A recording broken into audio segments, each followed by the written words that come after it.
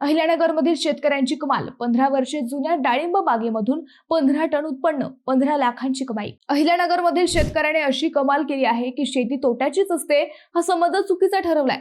15 वर्षे जुन्या डाळिंब बागेतून थेट 15 लाखांची कमाई केली आहे। मंडळी, कोतुळ येथील शेतकरी भानुदास देशमुख यांनी आपल्या 1.5 एकर शेतीत तब्बल 15 वर्षांपूर्वी डाळिंबाची बाग लावली होती। सुरुवातीला त्यांना फारसं उत्पन्न मिळालं नाही, कधी भाव कमी तर कधी जास्त, अशा चढ उतारांमुळे उत्पन्नही स्थिर नव्हतं। पण त्यांनी हार मानली नाही। 2 वर्षांपूर्वी त्यांनी एक मोठा निर्णय घेतला। जुनी बाग पूर्णपणे काढून टाकण्याऐवजी तळापासून छाटणी केली। त्यानंतर नवीन फुटवे आले आणि बाग पुन्हा जोमाने उभी राहिली। यानंतर त्यांनी खतं, पाणी आणि औषधांचं योग्य नियोजन केलं।